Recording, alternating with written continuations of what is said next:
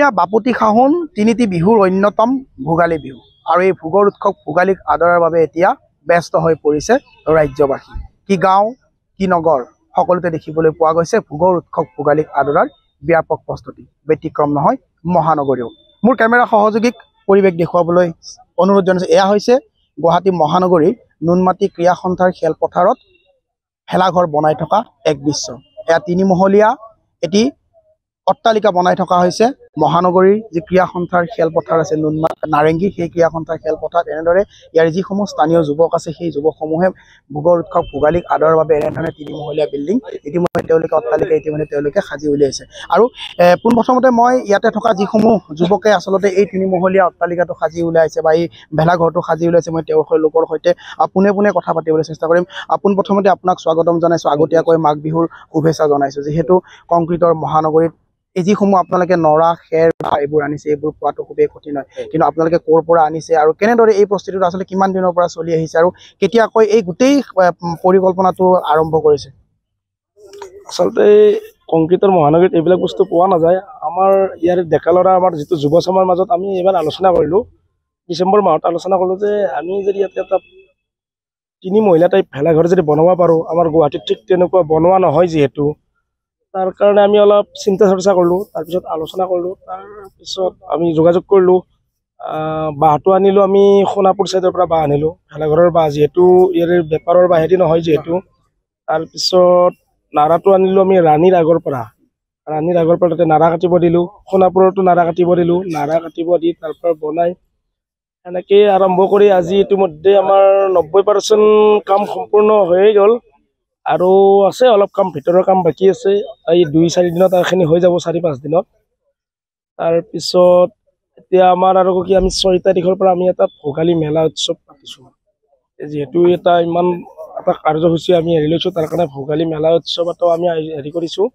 তাতে traditional food হ'ব, food festival type, যিটো পৰম্পৰা আমাৰ লাৰু পিঠা, চুঙা পিঠা, ম'হৰ দৈ এইবিলাকৰ দোকান ইতিমধ্যে আমাৰ লগত যোগাযোগ হৈছে, এইবিলাক দোকানো আহিব। তাৰপিছত মিচিংসকলৰ কিবা আপুং, এনে গাহৰি পৰা এইবিলাকো থাকিব, বিভিন্ন ধৰণৰ খেলা ধূলা থাকিব, হাঁহ মুৰ্গীৰ খেলা, তাৰপিছত ল'ৰা ছোৱালী খেলা ধূলাৰ কাৰণে চকৰি টাইপ এইখিনি থাকিব। আৰু তাৰ কাৰণে সকলো ৰাইজকো নিমন্ত্ৰণ জনাইছোঁ, আপোনালোকে আহক। অসমীয়া জাতীয় উৎসৱৰ ভোগালী বিহু বুলি আপোনালোকে আহি এবাৰ দৰ্শন কৰি যাওক, চাই যাওক কেনেকুৱা লাগিছে, ভাল লাগিছে, সেইটোৱে। হয়, নিশ্চয়কৈ ক'ব লাগিব যে ভোগৰ উৎসৱ ভোগালীক আদৰাৰ বাবে আচলতে তেওঁলোকে ব্যাপক প্ৰস্তুতি চলাইছে। মই যদি মোৰ কেমেৰা সহযোগী অনুৰোধ জনাম, অকণমান যদি ভিতৰৰ পৰিৱেশ দেখুৱাবলৈ চেষ্টা কৰিম। যিহেতু দেখিছে এয়া আপোনালোকে খেৰ, নৰা আৰু এই বাঁহেৰে আচলতে এই দুমহলীয়া এই অট্টালিকাটো সাজি উলিওৱা হৈছে। এইসমূহ হৈছে এই সোণাপুৰৰ পৰা অনা হৈছে এই বাঁহসমূহ, আৰু এই যিসমূহ নৰা আপোনালোকে প্ৰত্যক্ষ কৰিছে ইতিমধ্যে উল্লেখ কৰিলেই তেওঁলোকে, এই নৰাসমূহ অনা হৈছে মহানগৰীৰ দাঁতি-দৰিদ্ৰৰ যি ৰাণী আছে, ৰাণী অঞ্চলৰ পৰা। আৰু এনেদৰে আচলতে কঢ়িয়াই আনি মহানগৰৰ ভিতৰতে গাঁৱৰ পৰিৱেশ গঢ়ি তোলাৰ চেষ্টা কৰিছে। যিহেতু মহানগৰীৰ ঠিক মাজমজিয়াতে নাৰেংগীৰ ক্ৰীড়া সন্থাৰ খেলপথাৰ আপোনালোকে এখন গাঁও সৃষ্টি কৰিব চেষ্টা কৰিছে। ইতিমধ্যে উল্লেখ কৰিলে আপোনালোকে এগৰাকী যে বিভিন্ন ধৰণৰ মেলা হ'ব, বিভিন্ন ধৰণৰ গতিকে কেনেদৰে আচলতে এই গোটেই প্ৰস্তুতিটো আপোনালোকে কৰিছে? পোনপ্ৰথমে মই অসমবাসী ৰাইজক ইংৰাজী নৱবৰ্ষৰ শুভেচ্ছা জ্ঞাপন কৰিছোঁ। আৰু আমাৰ পাথৰকুঁৱৰী ক্ৰীড়া সন্থাত আমি এটা সম্পূৰ্ণ গাঁৱলীয়া পৰিৱেশ এটা দিব বিচাৰিছোঁ। মেজি সাজি, ভেলাঘৰ সাজি গোটেইখিনি আমি একদম অসমীয়া যিখিনি মানে থলুৱা যিখিনি আমি গাঁৱত যিটো কৰোঁ, আমি গুৱাহাটী মহানগৰীত দিব বিচাৰিছোঁ। আৰু এইটো বাকী আমাৰ আগতো গোটেইবিলাকে কৈছে, আমি নাৰা ক'ৰ পৰা আনিছোঁ বা কেনেকৈ সাজিছোঁ। আৰু এইটো এটা আমি আলোচনা কৰি মানে পাথৰকুঁৱৰী এটা বহুত বৃহৎ ডাঙৰ এলেকা, আৰু গোটেই আমাৰ যুৱ সমাজখিনি আলোচনা কৰি পেলাই এনেকুৱা এটা পৰিৱেশ চেষ্টা কৰিছোঁ। যিহেতু দেখা পোৱা যায় এই ভেলাঘৰ বা মেজিসমূহ গাঁও অঞ্চলত এক ব্যাপক হাৰত বনোৱা যায় বা এক উচ্চমুখৰ এক পৰিৱেশ সৃষ্টি হয়, আৰু তাৰে এটা অনুৰূপ আপোনালোকে এক ধাৰণা দিব বিচাৰিছে এই মহানগৰী। গতিকে এই পৰম্পৰা আপোনালোকে আগৰ পৰা কৰি আহিছিল নে, আৰু পিছলৈ কৰাৰ কেনেধৰণে আচলতে ভাবিছে? আমাৰ এই ক্ৰীড়া সন্থা ফিল্ডত, নাৰেংগী ক্ৰীড়া সন্থা ফিল্ডত আগতে লকডাউন হোৱাৰ আগতে এবাৰ কৰা হৈছিলে, হয়তো 2016ত হৈছিলে। তাৰপিছত লকডাউনৰ পিছত হোৱা নাছিলে।